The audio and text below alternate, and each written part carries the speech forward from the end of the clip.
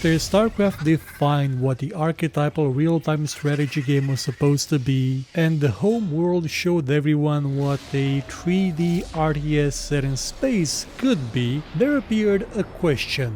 Where could you go from there? You couldn't make a standard run-of-the-mill RTS anymore because StarCraft was it and the market was being flooded with StarCraft clones. Some of them may have had different settings, but for the most part that's what they were. And if not StarCraft clones, they were Age of Empire clones. They were basic, very fundamental RTS games. Well, apart from Seven Kingdoms 2, which was a bit more complex. So why not just make another RTS that's just as complex? Or at least one that aims to change up a bit the way you play an RTS. The people at Digital Anvil tackled this idea and they came up with something called Conquest Frontier Wars. A game that was supposed to give you a different take on the whole space RTS idea. It was 3D in its graphics, not in its gameplay, but it was more than just two-dimensional. And no, that's actually wrong. It was two-dimensional, but very different. For those who don't know, Digital Anvil was a studio founded by, well, basically the people that are now making Star Citizen. They also made Freelancer, but they did not actually get to finish making Conquest Frontier Wars. They were bought out by Microsoft, who, well, didn't really like the RTS, and so basically dropped it. But a bunch of people from Digital Anvil, like Eric Peterson, who you may know from the show Wingman's Hangar for Star Citizen and for Descent Underground, who is currently making Descent Underground, left Digital Anvil to form Fever Pitch Studios in order to actually get this game done. And for that matter, they got help from Ubisoft to actually publish this and get it out to market. Now, it wasn't exactly the full game they had in mind when it came out. It was lacking one of the factions. It was supposed to have 4 of them, and it only came out with 3 and sort of gave the impression that maybe they were trying to ape StarCraft, what with the factions being human, an insectoid race that evolved. Well, if you want to split hairs, StarCraft or Blizzard ripped off Warhammer 40k. And the last faction was Crystal-ish based, sort of Protoss-ish, Eldar-ish thingamabob. But the idea is that you didn't actually have individual, like, person-sized units. You had ships in space that you would control and you would use to, well, not colonize, but you would build rings around planets. And those rings would be your base of operation. You would plump down orbital chunks of buildings with different functions. You would have an HQ to produce workers, to increase your supply limit.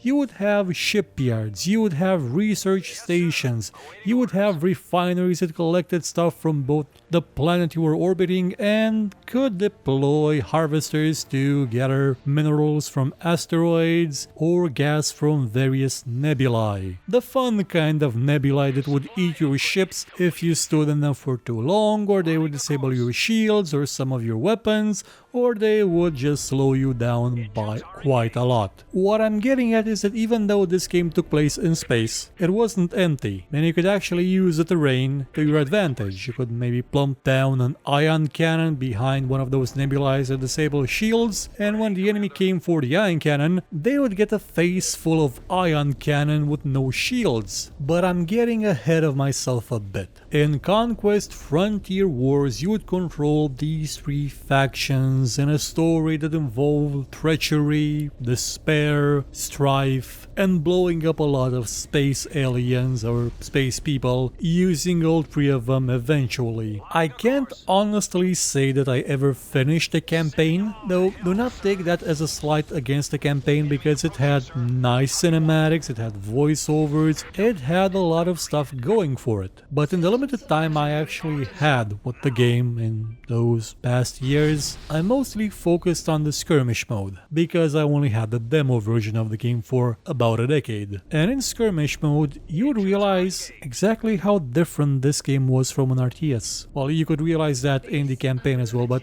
a normal skirmish mode in RTS is you and someone else on a map going at each other until you'll run out of units and die. Things were different here because depending on the size of the map, this sort of turned into a predecessor to Sins of a Solar Empire. It turned into a game where you would explore up to 16 systems. You would establish bases around the planets of those systems. You would put up defenses like the ion cannons, like space stations, laser satellites.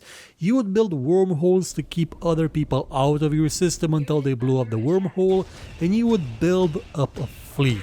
One that wasn't just capable of defending your own system, but one that could go out and kick ass in the enemy-controlled systems. And that's a lot more difficult than you may believe. For you see, this game had the idea of supply lines. The game didn't take place in a super duper advanced, well, it was advanced, but it wasn't a super ultra mega Star Trek as nothing compared to this future, where everything was made out of energy and could replicate anything you wanted. No, you actually needed supplies. And you could get them in two ways. You could go back and resupply your ships at your nearest resupply base constantly, or you could load up some supplies on a few ships specifically designed for this purpose, and you could have them tag along and hope they didn't get blown up. Because if they did get blown up, you would have ships with no weapons, trapped in enemy space, ready to die. Now, some people may see this as a hindrance. It would just make the game slower because sometimes you couldn't just drive the enemy out of a system and go chase them to their home base or to the other system they controlled.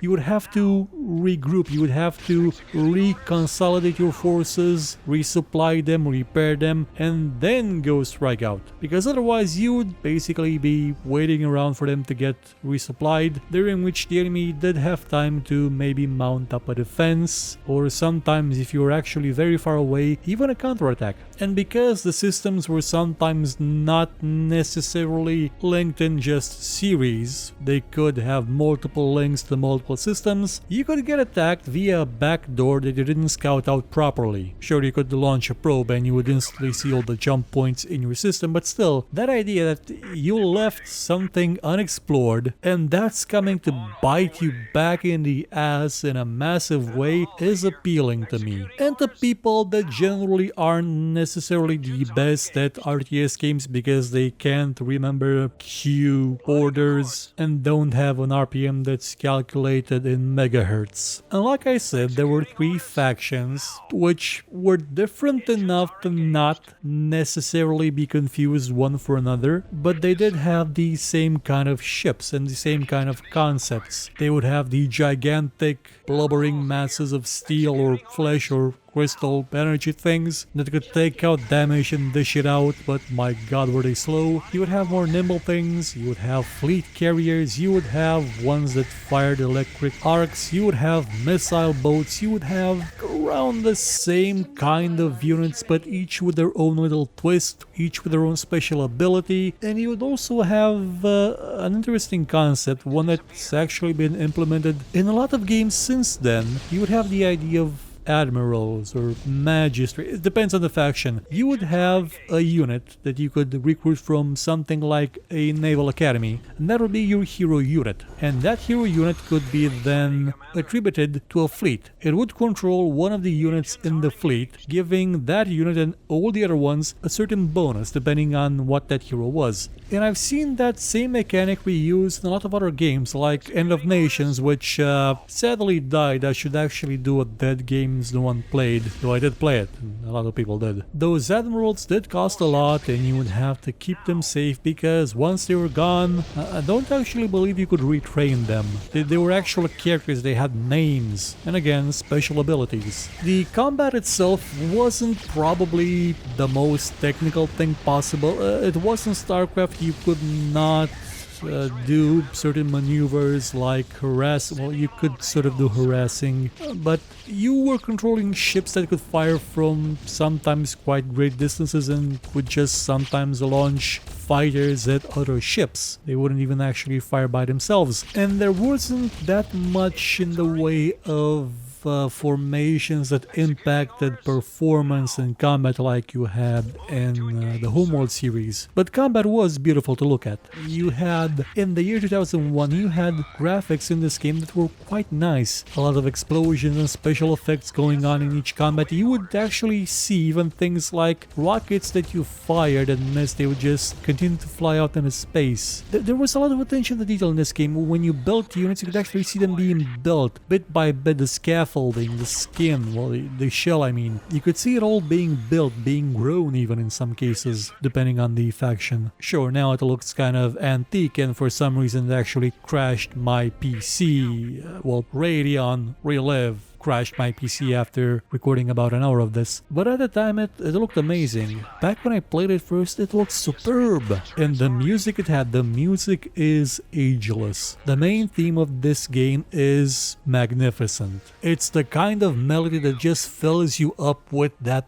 feeling that, you know, today I'm gonna go command a fleet of starships and blow away some Xenos in space. It's sort of like Hell March, but the space version of it, the more orchestral version of it. I can't really say that Conquest Frontier Wars was necessarily one of the best games ever made, it wasn't, but it was unique. You would go from system to system like you would in Master of Orion, setting up bases, setting up a foothold, setting up defenses, and then move on to the next one, then go back because you're under attack. It had a sort of tug-of-war aspect to it, a feeling that I would not see again in an RTS up until, I guess, Sins of a Solar Empire. Up until then, it was just something I would see in Master of Orion and Space Empires and games like that. Not in real-time strategies, never in real-time strategies. The game was, well, reasonably successful. It sold about 300,000 units, I believe, but they basically had no marketing for it almost, which is kind of a shame. That's probably why it's a bit unknown. And to make things even more ironic, there was a sequel in development, but it was cancelled, and yet bits of that sequel remained. It was about half finished when Eric Peterson, Wingman from Wingman's Hangar, actually tried to make a Kickstarter to rejuvenate that project, to make that sequel, to make a sequel to Conquest Frontier Wars that would add the fourth race. And the ironic part is that I did not know about that Kickstarter until about a year after it finished, and it failed because there was little to no coverage of it. Much like the original Conquest Frontier Wars, Conquest 2, the Virium Uprising, sort of flew under the radar and it never took off. But who knows, maybe after the studio that's currently making Descent Underground is finished with Descent Underground, they may try and rekindle this game, because honestly, we could use more RTS games currently, and this one was sort of unique, or at least different.